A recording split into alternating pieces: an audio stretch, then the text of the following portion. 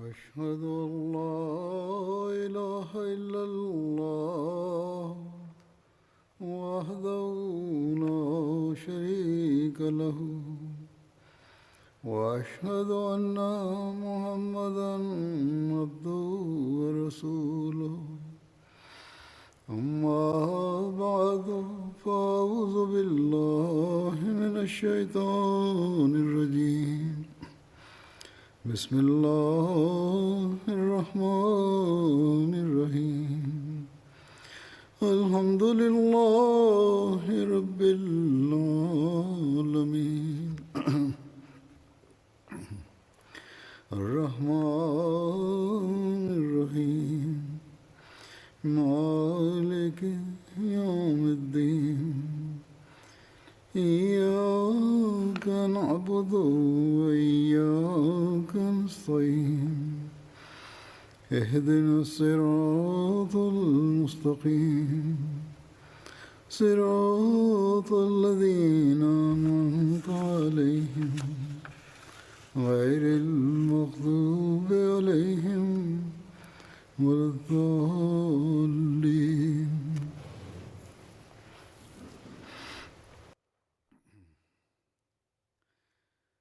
حضرت عمر رضی اللہ عنہ کی شہادت کا واقعہ گزشتہ خطبے میں بیان ہوا تھا. اس بارے میں کچھ مزید باتیں ہیں جو بیان کرنے والی.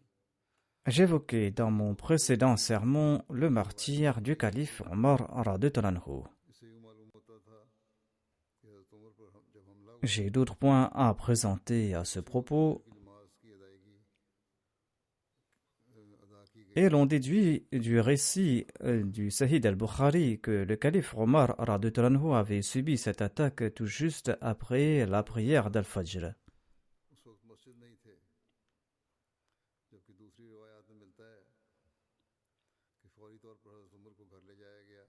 Et le calife Omar était toujours dans la mosquée. Mais selon un autre récit, on dit qu'il a été transporté immédiatement à la maison et on avait accompli la prière par la suite.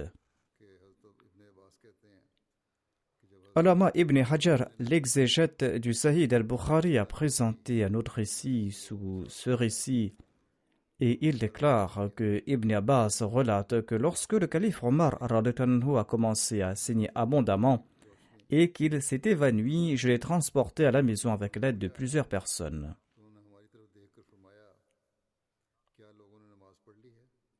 Il avait repris connaissance quand la lueur du matin était évidente et quand il était conscient, il s'est tourné vers nous et il nous a demandé « Est-ce que les gens ont déjà prié ?» J'ai répondu à l'affirmative. Sur ce, le calife Omar a déclaré « Celui qui a abandonné la Salat n'est pas musulman. » Ensuite, il a fait ses ablutions et il a accompli la Salat. Selon un récit de Tabaqat al-Kubra, le calife Omar radhiyallahu anhu a été transporté à la maison. Abdurrahman bin Auf avait dirigé la prière.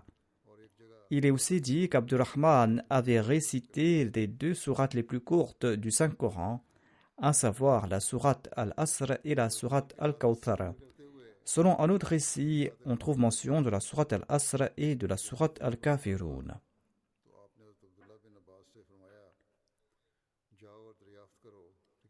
Tabaqat al-Kubra dit ceci à propos de l'assassin du calife Omar. Après l'attaque, il a dit à Abdullah bin Abbas, va voir qui a tenté de m'assassiner. Abdullah bin Abbas déclare, j'ai ouvert la porte de la maison. Les gens étaient réunis en grand nombre. Ils ignoraient l'état du calife Omar. J'ai demandé, qui a frappé l'émir des croyants d'un coup de poignard? On m'a répondu, il s'agit d'Abu Lu'lu, l'ennemi d'Allah. Il est l'esclave de Mughira bin Shu'ba. Il a blessé d'autres personnes, mais lorsque l'on a tenté de l'arrêter, il s'est suicidé avec son poignard.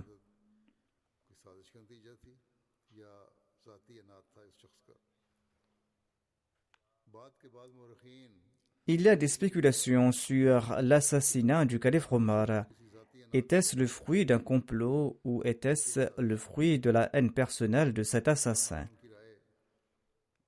Les historiens ultérieurs déclarent que l'hostilité personnelle n'était pas l'unique raison du martyre du calife Omar radhiyallahu anhu, mais qu'il s'agissait d'un complot. En tout cas, nous allons étudier leur opinion. Après avoir évoqué en détail le martyre d'un calife aussi brave à l'instar de Omar radhiyallahu anhu, les historiens et les biographes en général maintiennent le silence. Et ils donnent l'impression qu'Abu Lolo Firouz avait tué le calife Omar suite à une colère passagère.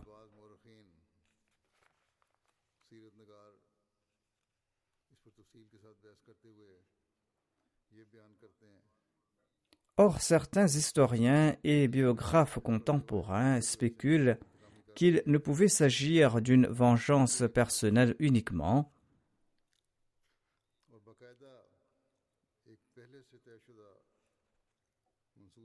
Il doit s'agir d'un complot, selon eux. Et le calife Omar radhiyallahu anhu a été assassiné suite à une machination dûment nourrie.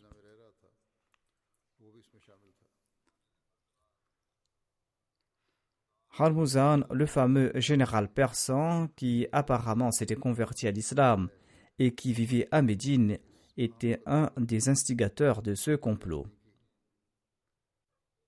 Les historiens contemporains se plaignent du manque d'explications détaillées de la part des historiens du passé pour démontrer qu'il s'agissait d'un complot.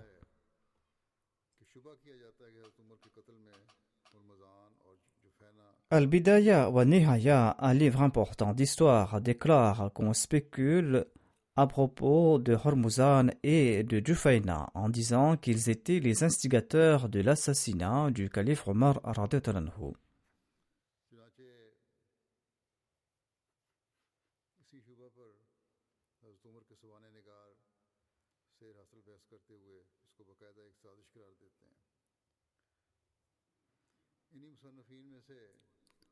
En raison de ces doutes, les biographes du calife Omar radhiyallahu anhu affirment qu'il s'agissait d'un complot. Mohammad Reza, un des auteurs, déclare dans son livre Sirat Omar Farouk que le calife Omar radhiyallahu anhu empêchait qu'on loge à Médine des prisonniers adultes. Mughira bin Shu'ba, le gouverneur de Koufa, l'a informé par écrit qu'il disposait d'un esclave qui était très talentueux et il demandait la permission au calife de l'envoyer à Médine. Mughira bin Shu'ba a déclaré que cet esclave maîtrisait plusieurs métiers, des métiers qui seront très avantageux pour les gens. Il est un forgeron, il est un artisan, il est un champortier. Le calife Omar radhiyallahu anhu a écrit à Mughira bin Shu'ba lui donnant la permission d'envoyer cet esclave à Médine. Mughira bin Shu'ba avait imposé à cet esclave un impôt de 100 dirhams mensuellement. L'esclave s'est plaint au calife que l'impôt était très élevé. Le calife Omar lui a demandé « Quel métier maîtrises-tu le mieux ?»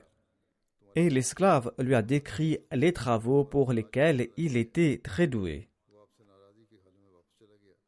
Le calife Omar a répondu « Vu ton expertise, cet impôt est insignifiant. » L'esclave est retourné tout en colère. Le calife Omar a attendu quelques jours. Un jour, ce même esclave est passé à côté de lui. Le calife Omar lui a dit « J'ai entendu dire que tu fabriques de très bons moulins à vent. » Tout colérique et dépité, l'esclave s'est tourné vers le calife Omar et lui a dit « Je vais vous fabriquer un moulin que les gens ne cesseront de louer. » Quand l'esclave s'est retourné, le calife Omar radhiyallahu anhu s'est tourné vers ses compagnons et il a déclaré « Cet esclave vient de me menacer. » Quelques jours après, l'Orlo avait caché sous son manteau un poignard à double tranchant dont le manche était au milieu. Il l'a utilisé pour attaquer le calife Omar, tout comme je l'ai mentionné dans le récit sur son martyre. Le calife Omar a reçu un coup sous le nombril. Abu Lolo nourrissait de la rancune et de l'inimitié à l'endroit du calife Omar radhiyallahu anhu, car les califes avaient conquis sa région et ils avaient fait de lui un prisonnier. et ils avaient exilé son roi après l'avoir humilié. Lorsqu'il voyait un enfant prisonnier de la Perse, il venait vers lui et lui passait la main sur la tête, et en pleurant, il disait « Les Arabes ont détruit notre futur ». Lorsque Abu Lolo a décidé d'assassiner le calife Omar radhiyallahu anhu, il a fabriqué à grand soin un couteau à double tranchant. Il l'a affilé et l'a empoisonné. Ensuite, il est parti le montrer à Hormuzan et lui a dit « Quelle est ton opinion à propos de ce poignard ?» Il a répondu que toute personne que tu attaqueras avec ce poignard mourra sur le coup. Hormuzan était un général persan que les musulmans avaient emprisonné à Tustara et il l'avait envoyé à Médine. Quand il avait vu le calife Omar la toute première fois, il a demandé où se trouvent ses gardes du corps, où se trouvent ses courtisans.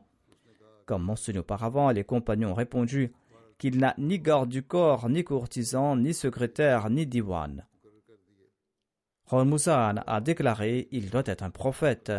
En tout cas, il s'est converti à l'islam par la suite. Et le calife Omar avait fixé pour lui la somme de 2000 dirhams comme allocation et l'avait logé à Médine.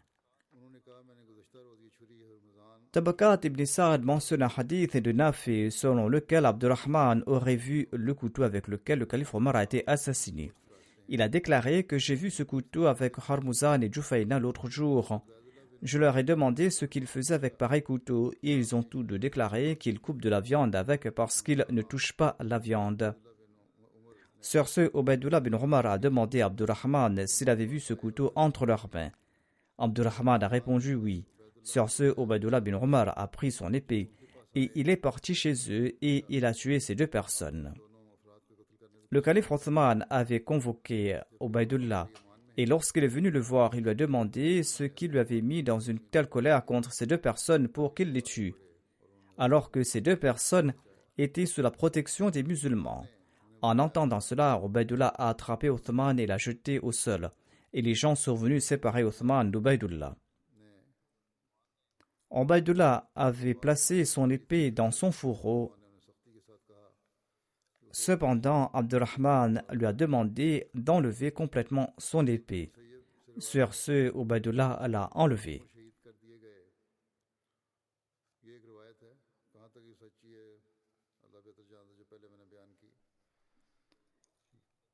On ignore dans quelle mesure ce récit impliquant le calife Othman et Ubaydullah est authentique. Allah sait le mieux. On ne sait pas si la partie sur Othman est authentique, mais en tout cas, dans d'autres récits, l'on trouve mention du meurtre de ces deux personnes.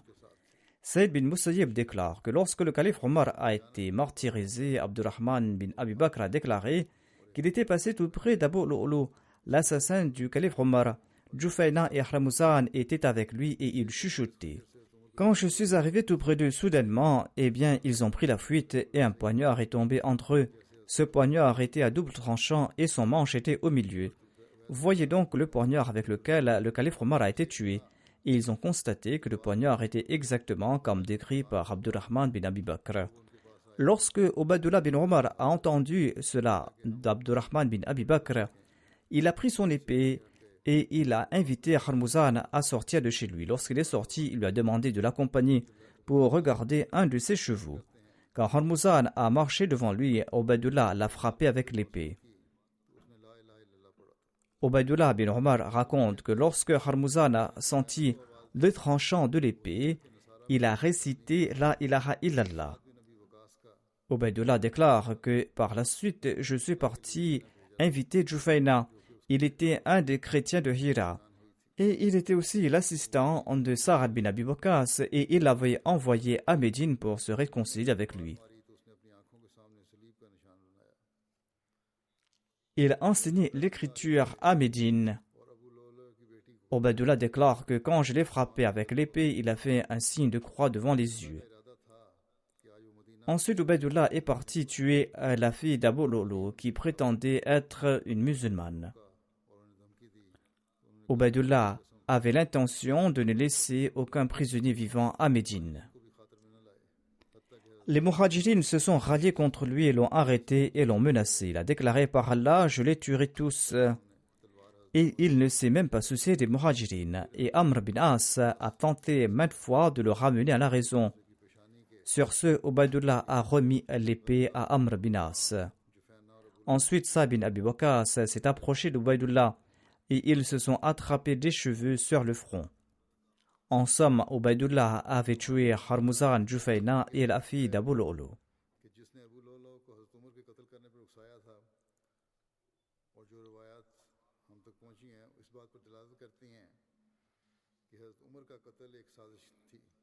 Ceux qui soutiennent l'idée d'une conspiration présentent ces récits sur ceux qui auraient incité Abu Lu'lu à commettre cet assassinat pour démontrer qu'il s'agissait réellement d'un complot. Hormuzan avait planifié donc ce complot. Il avait enflammé le ressentiment et la haine d'Abu Lu'lu contre le calife Omar radhiyallahu anhu. Tous deux n'étaient pas des Arabes, et quand Hormuzan a été fait prisonnier et envoyé à Médine, il s'est converti à l'islam de peur que le calife ne le tue. Selon un récit de Nafé tiré de Tabaqat ibn Sa'd, il est dit qu'Abdurrahman bin Auf a vu le couteau utilisé pour tuer le calife Omar radhiyallahu anhu. Selon un récit de Saïd bin Musayyib rapporté par Tabri, Abdurrahman bin Abi Bakr avait vu le poignard de Abu Lu'lu qui était tombé entre Jufayna et Harmuzan lorsqu'il s'était soudainement approché d'eux. L'arme est tombée lorsqu'ils ont commencé à marcher. Quand Ubaydullah bin Omar a entendu cela d'Abdurrahman bin Abi Bakr, il est immédiatement parti tuer ces deux personnes. Et il n'était pas satisfait de cela, il a également tué la fille d'Abu Lu'lu par vengeance. Le poignard évoqué par Abdurrahman bin Abi Bakr était exactement le même que celui par lequel Omar a été tué. Si Ubaydullah bin Omar ne s'était pas précipité pour tuer Harmuzan et Jufayna, il aurait été possible que tous les deux aient été convoqués pour une enquête sur cette affaire. Et ainsi, le complot aurait été exposé. À la lumière de tous ces points, l'on peut clairement comprendre qu'il s'agissait d'un complot bien ourdi et que celui qui a mis ce complot en pratique et tué le calife Omar était Abu Lu'lu. C'est là l'opinion de ceux qui pensent qu'il s'agissait d'une conspiration. Le docteur Mohammad Hussein Haikal, un autre biographe, écrit dans son livre « Lorsque les musulmans ont vaincu les Persans et les chrétiens et ils ont pris le contrôle de l'État de ces pays, et lorsqu'ils ont forcé l'empereur de l'Iran à fuir, les Juifs, les chrétiens et les Persans nourrissaient des sentiments de haine contre les Arabes en général et contre le calife Omar en particulier. À l'époque, les gens laissaient transparaître dans leurs conversations cette rancune et cette haine, et ils se souvenaient également de ce que Omar avait dit après avoir découvert qu'Abu Lu'lu, qu'il avait attaqué, était un Persan. Il avait déclaré que « Je vous avais interdit de laisser vivre autour de nous des non-musulmans, mais vous m'avez désobéi. » Le nombre de non-musulmans non-arabes à Médine était insignifiant, mais il existait une communauté dont le cœur était plein de colère et de vengeance, et où brûlait le feu de la haine et de l'inimitié. Ces personnes auraient pu être à la tête de ce complot, et cet acte d'Abu Lu'lu était peut-être le résultat d'un complot ourdi par ses ennemis de l'islam. Ils avaient ourdi ce complot pour étancher leur soif de haine et d'inimitié. Et ils pensaient par ce faire qu'ils pourraient briser l'unité des Arabes et affaiblir les musulmans. Les fils du calife Omar étaient très désireux de connaître la vérité, et ils auraient pu découvrir ce secret et aller au fond des choses si Abu Lu'lu Féroz ne s'était pas suicidé.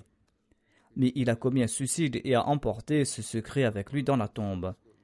Est-ce que l'affaire s'arrête là et est-ce qu'il n'y a pas d'autres moyens pour connaître ces secrets?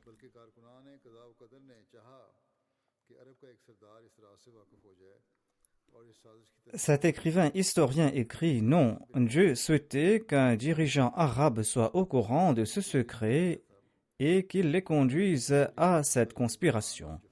Quand Abdurrahman bin Auf a vu le couteau avec lequel le calife Omar a été martyrisé, il a déclaré: j'ai vu ce poignard avec Hormuzan et Jufayna, et je leur ai demandé ce qu'ils feront avec ce couteau. Ils ont répondu qu'ils vont couper de la viande avec parce qu'ils ne touchent pas de la viande.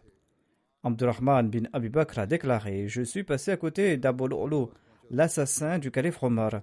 Jufayna et Hormuzan étaient avec lui et ils se parlaient secrètement. Quand je suis arrivé à côté d'eux, soudainement ils se sont enfuis et un poignard est tombé entre eux. Ce poignard avait 2 lames et le manche était au milieu. Examinez le poignard avec lequel le calife Omar a été tué. Et les gens ont constaté qu'il s'agissait du même poignard décrit par Abdurrahman bin Abi Bakr.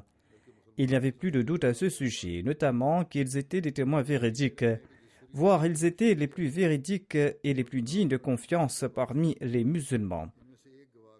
Ils témoignent que le poignard avec lequel le calife Omar a été tué était en possession de Hormuzan et de Jufayna. L'un des témoins a déclaré qu'il avait vu l'assassin Abu Lu'lu conspirer avec eux avant de le tuer. Et selon les 2 témoins, tout cela s'est passé la veille du jour où on a attenté à la vie du calife Omar. Peut-on douter du fait que l'émir des croyants a été victime d'un complot dans lequel ces 3 hommes étaient les acteurs principaux?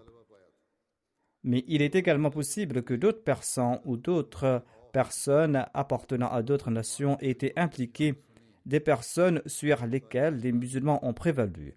Lorsque Ubaydullah bin Omar a entendu les paroles d'Abdurrahman bin Auf et le témoignage d'Abdurrahman bin Abi Bakr, l'univers tout entier était empli de sang pour lui. Il croyait que tous les étrangers de Médine étaient impliqués dans cette conspiration et que le sang du crime coulait de leurs mains. Il a immédiatement pris son épée et il a tué Hormuzan et Jufayna en premier. Il a appelé Hormuzan et quand il est sorti, il lui a demandé de l'accompagner et de regarder son cheval. Ubaydullah est resté derrière lui et lorsque Hormuzan est passé devant lui, il l'a frappé d'un coup d'épée.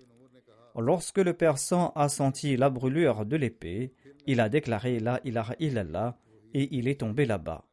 Selon le récit, Ubaydullah bin Omar, le fils du calife Omar, a déclaré: j'ai appelé Jufayna qui était un chrétien de Hira. Il était le frère de lait de Sa'd bin Abi Waqqas. En raison de ce lien de parenté, Sa'd l'avait emmené à Médine où il enseignait aux gens. Et quand je l'ai frappé avec l'épée, il a fait un signe de croix entre ses yeux. Les autres frères d'Ubaydullah n'étaient pas moins en colère sur le martyre de leur père. Et celle qui était la plus en colère parmi eux était Hafsa, la mère des croyants. Cependant, Ubaydullah n'était pas légalement autorisé de commettre ces actions. Personne n'a le droit de se venger ou de revendiquer ses propres droits. Quand le saint prophète Mohammed lui et après lui ses califes devaient rendre des verdicts justes à ses propos et ordonner des représailles contre le coupable. Par conséquent, le saint prophète Mohammed lui avait l'habitude de rendre un verdict équitable et d'ordonner des représailles contre le coupable. Il incombait donc à Ubaydullah de demander la décision de l'émir des croyants lorsqu'il a appris le complot qui a entraîné la mort de son père. Si le complot avait été avéré contre l'assassin, eh bien le calife Omar aurait ordonné des représailles, et si cela n'avait pas été prouvé, ou si le moindre doute avait surgi dans le cœur de l'émir des croyants à ce sujet, il aurait réduit la peine à l'étendue du doute, ou il aurait rendu le verdict que seul Abu Lu'lu était coupable. En tout cas, Ubaydullah n'avait pas légalement le droit de commettre cette action.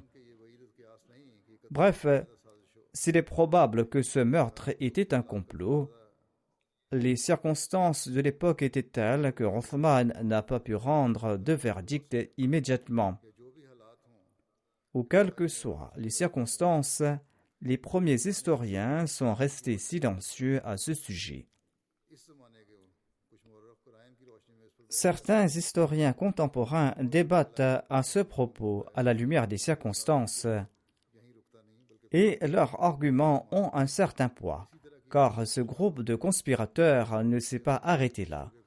Plus tard, le calife Othman a également été victime d'un complot similaire et cela renforce encore le soupçon que le calife Omar a été assassiné suite à une conspiration d'éléments extérieurs pour arrêter le progrès et la domination croissante de l'islam et pour refroidir le feu de leur vengeance. Mais Allah, c'est le mieux. Selon un récit du Sahih Muslim, Ibn Omar raconte « J'étais avec mon père lors de l'attaque contre sa personne. Les gens l'ont félicité et l'ont loué. Ils ont déclaré « Jazakallah khaira, qu'Allah vous accorde la meilleure des récompenses. » Le calife a répondu « Je souhaite à la fois les récompenses divines et je crains la colère de Dieu. » Les gens lui ont dit « Désignez un calife après vous. » Il a répondu « Dois-je porter votre fardeau dans cette vie et après la mort ? Je veux en avoir une part égale. C'est-à-dire, je ne veux pas que je sois châtié ni que je sois récompensé. Si je choisis un successeur, eh bien celui qui était meilleur que moi, à savoir le calife Abu Bakr, avait choisi un successeur avant sa mort. Il n'y a pas de mal à ce propos. Et si je vous quitte sans nommer de successeur, eh bien celui qui était meilleur que moi vous a laissé lui aussi sans successeur. Le deuxième exemple qu'il a présenté était celui du saint prophète Mohammed p.s. lui, le saint prophète qui n'avait pas nommé de successeur après lui. Abdullah a déclaré « Lorsqu'il a mentionné l'envoyé d'Allah, sallallahu alayhi wa sallam, j'ai compris qu'il ne nommera pas de successeur. » Selon un autre récit du Sahih Muslim, il est rapporté qu'Ibn Omar a déclaré « Je me suis rendu chez Hafsa et je lui ai dit « Savez-vous que votre père ne nommera pas de successeur ?» Elle a répondu « Il le fera certainement. » Et j'ai promis que j'en parlerai de nouveau au calife Omar. Je suis resté silencieux jusqu'au matin et je ne lui ai pas parlé à ce propos. Ma condition était telle comme si j'allais soulever une montagne en raison du serment et de la promesse que j'avais faite. Je suis revenu et je suis parti voir le calife. Il m'a demandé à propos de l'état des gens. Je l'ai informé de ce que les gens disaient et du fait que j'avais juré que j'allais lui parler de sa succession. Les gens pensent que vous n'allez pas nommer de successeur, j'ai dit au calife.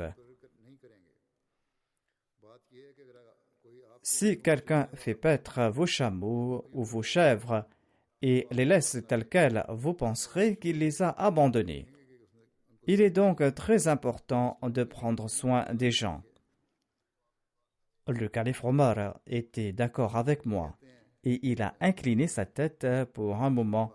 Ensuite, il a levé sa tête et il s'est tourné vers moi et il a déclaré « Allah protégera sa religion.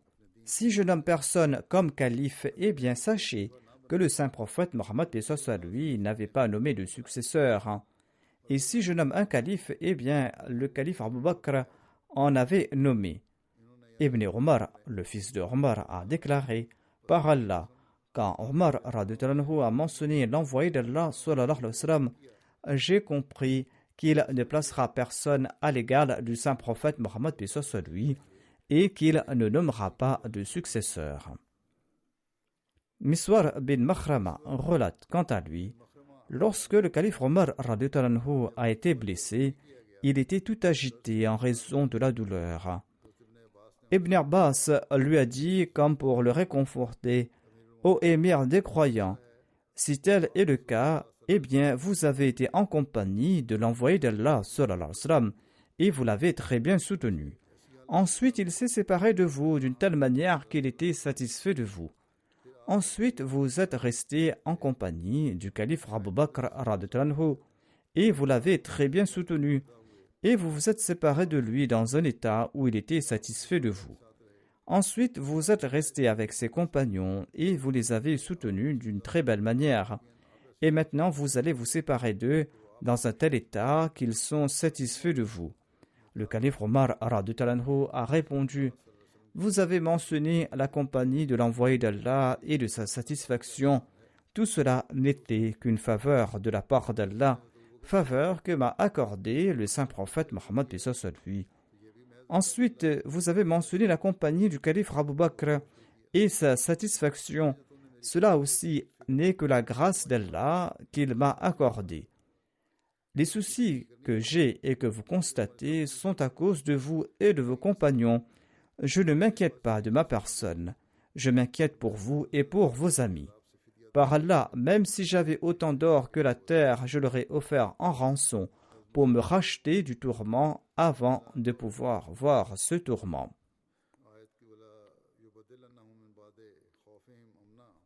En interprétant le verset, il leur donnera assurément en échange après leur crainte, sécurité et paix. Hazrat Muslim Maud déclare: les califes n'ont jamais fait face à aucune calamité qu'ils craignaient. Si c'était le cas, Allah a remplacé leur crainte par la paix. Il ne fait aucun doute que le calife Omar est tombé en martyr. Mais quand on regarde les événements, il est clair qu'il n'avait pas peur de ce martyr. Il avait même prié à maintes reprises pour qu'Allah lui accorde ce martyr à Médine même. Comment pouvons-nous dire que celui qui a passé toute sa vie à prier pour qu'Allah fasse de lui un martyr à Médine soit frappé de terreur au moment du martyr et qu'Allah n'ait pas transformé sa crainte en paix? Si le calife Omar avait peur de tomber en martyr et qui est ensuite tombé en martyr, eh bien on aurait pu dire que Dieu n'a pas transformé son état de peur en paix. Or, le calife Omar priait en ces termes: ô Allah, accorde-moi le martyr à Médine. Ainsi, à la lumière de l'incident de son martyr, comment pourrait-on prétendre qu'il craignait de tomber en martyr? En fait, puisqu'il ne craignait pas de mourir en martyr et qu'il priait pour cela, et que Dieu a accepté sa prière, il est évident que, selon ce verset, il n'a jamais éprouvé aucune sorte de peur. Et comme je l'ai mentionné plus tôt, ce verset déclare que tout ce dont les califes ont peur ne peut jamais se produire. De plus, Allah promet qu'il leur donnera en échange de leur crainte la paix et la sécurité.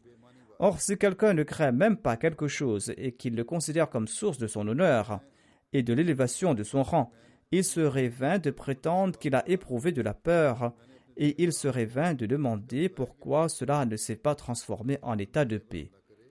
C'est là un point qu'il faut comprendre.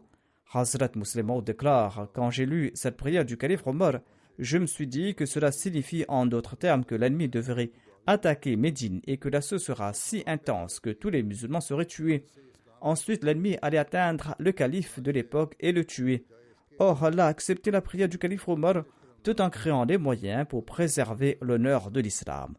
Ainsi, au lieu d'une attaque externe lancée contre Médine, un infâme individu à l'intérieur même de la ville l'a tué avec un poignard.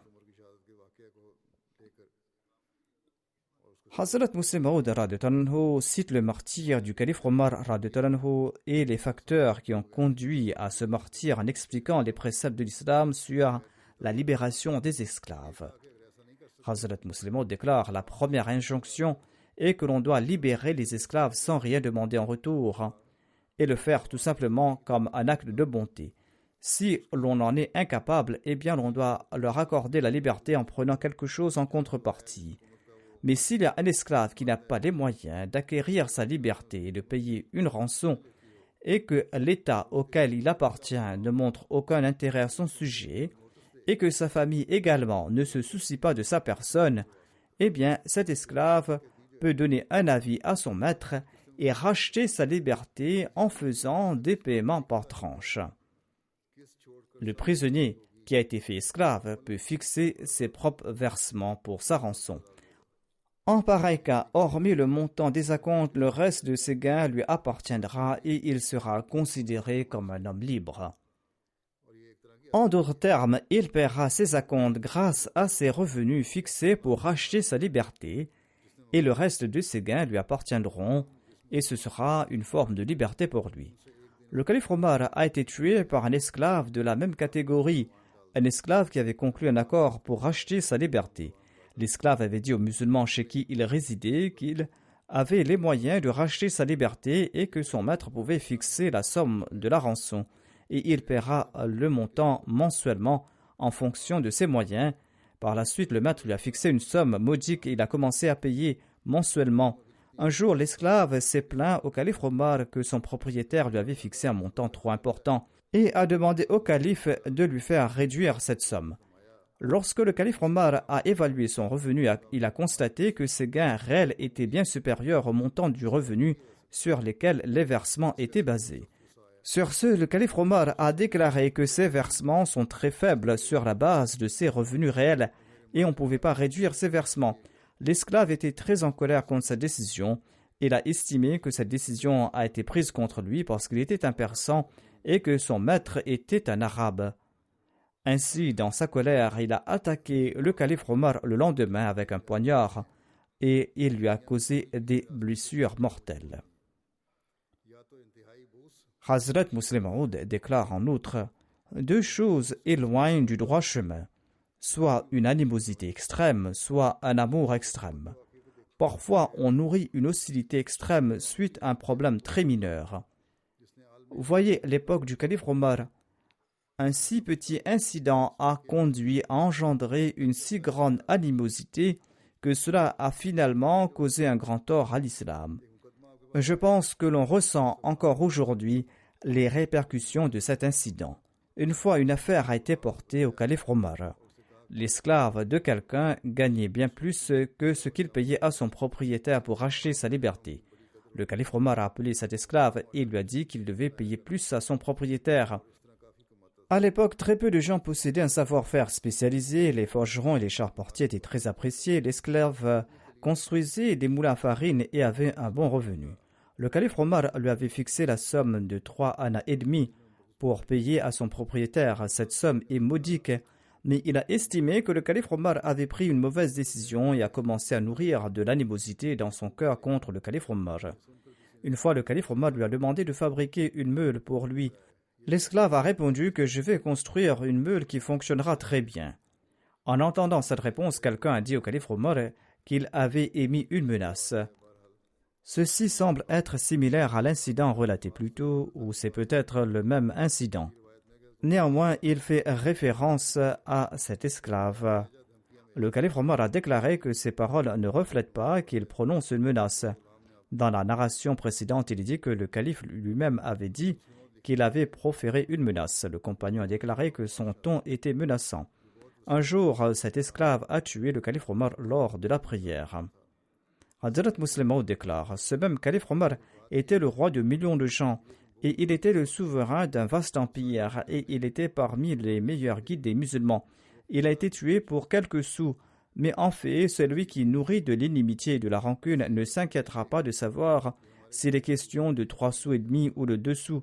Il souhaite tout simplement assouvir sa vengeance et toutes ses pensées est dédiée à sa haine. Et il ne se soucie pas des conséquences de ses actes pour lui-même et pour les autres. Lorsqu'on a demandé à l'assassin du calife Omar pourquoi il avait commis cet acte aussi odieux, il a répondu que le calife avait rendu un verdict qui était défavorable contre sa personne et il s'était vengé. Ce détail n'a pas été mentionné précédemment. Il se peut que lorsqu'ils ont capturé cet esclave, il a pu expliquer en un court instant les motifs de son meurtre et qu'il s'est suicidé par la suite. Hazrat Muslim Maud déclare que, ayant mentionné cet incident douloureux, j'ai déclaré que cet incident a eu un effet qui perdure jusqu'aujourd'hui sur l'islam. La mort est toujours attachée à l'homme. Cependant, l'on ne s'attend pas que la mort frappe quand on est fort et en bonne santé.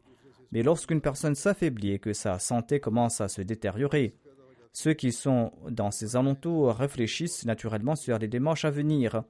Ils ne se parlent pas à ce sujet entre eux, mais une force motrice se crée qui stimule les gens à méditer sur l'avenir. C'est pour cette raison que lorsqu'un leader décède, le peuple est vigilant et se prépare.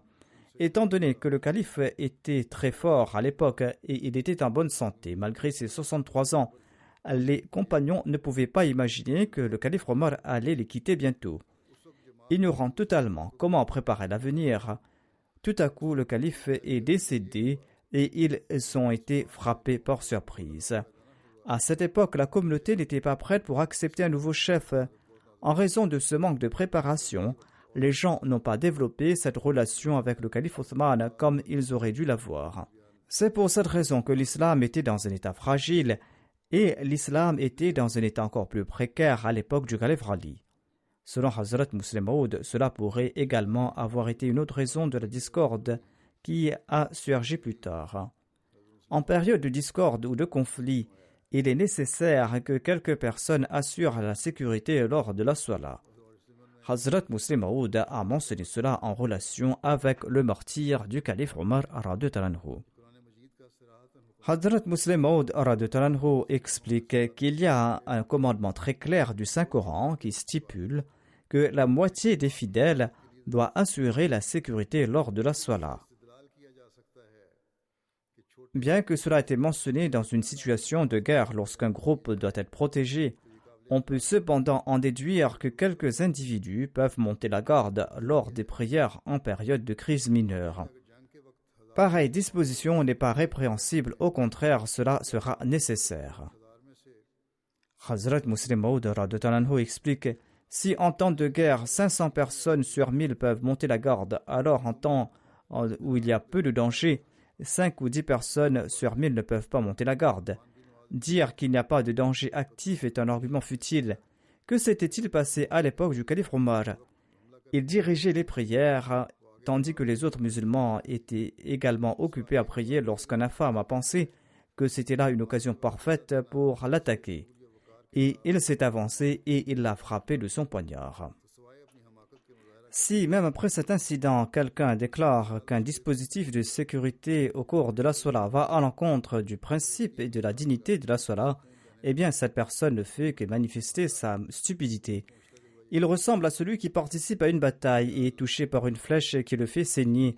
Il s'enfuit du champ de bataille en s'essuyant le sang et en disant « Oh Allah, j'espère que le fait d'être touché par cette flèche est un rêve et que ce n'est pas une réalité. » L'histoire témoigne également qu'une fois les compagnons n'avaient pas pris le soin de mettre en place un dispositif de sécurité et ils ont dû subir une grande perte. Lorsque Amr bin al-As est parti pour conquérir l'Égypte, il avait conquis une région et lorsque les musulmans priaient, ils ne mettaient pas en place de dispositif de sécurité. Les ennemis ont constaté que les musulmans sont complètement inconscients de ce qui se passe autour d'eux lors de la salat. Un jour, ils ont envoyé une centaine d'hommes armés lorsque les musulmans étaient dans la prosternation. Ils sont arrivés sur le lieu et ils ont commencé à décapiter les musulmans. L'histoire relate que ce jour-là, des centaines de compagnons ont été tués ou blessés. L'un après l'autre tombaient au sol et ils ne comprenaient pas ce qui se passait avec eux. Et la troupe a subi une grande perte. Lorsque le calife Omar a été au courant de cela, il les a sévèrement réprimandés et il a déclaré « Ne savez-vous pas qu'il faut toujours mettre en place un dispositif de sécurité ?» Mais comment le calife Omar pouvait-il savoir qu'à Médine, il allait subir le même sort?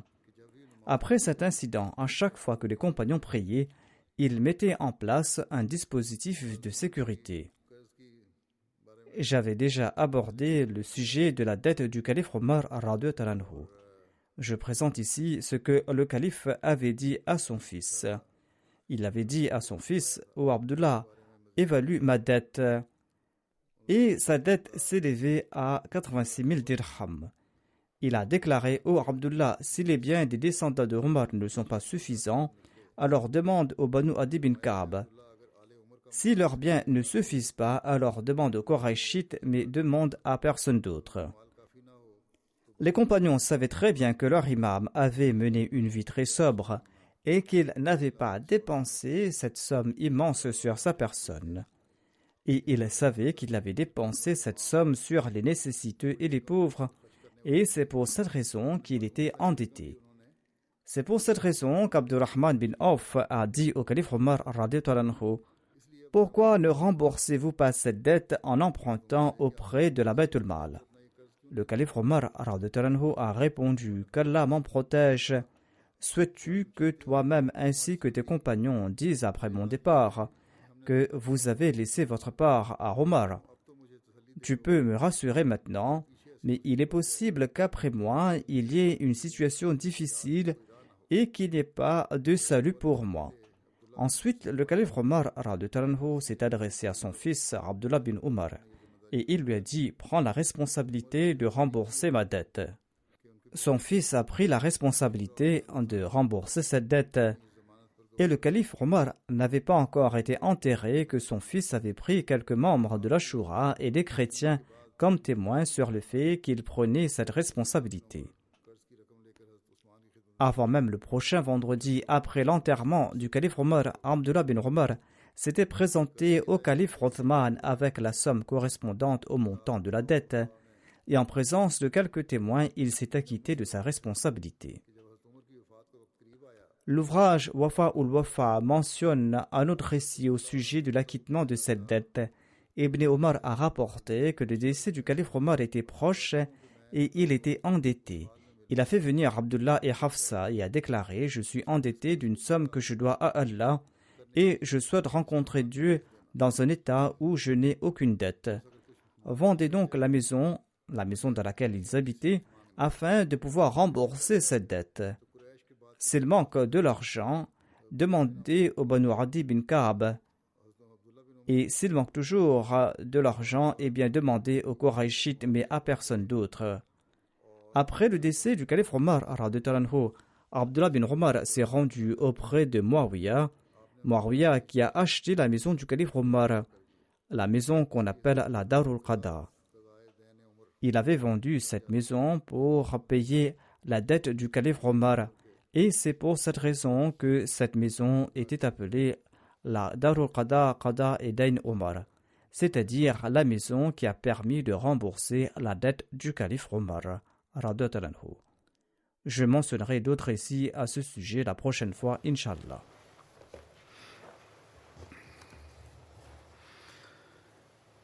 Alhamdulillah, alhamdulillah, nahmaduhu wa nasta'inuhu wa nastaghfiruhu wa nu'minu bihi wa natawakkalu alayhi wa na'udhu billahi min shururi anfusina wa min sayyiati a'malina.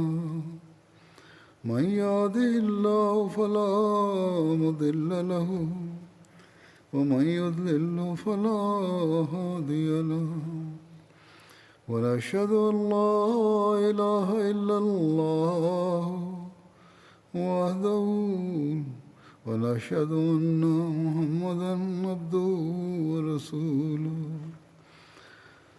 عباد الله رحمكم الله إن الله يأمر بالعدل والإحسان وإيتاء ذي القربى وينهى عن الفحشاء والمنكر والبغي يعظكم لعلكم تذكرون اذكروا الله يذكركم وادعوه يستجب لكم ولذكر الله أكبر.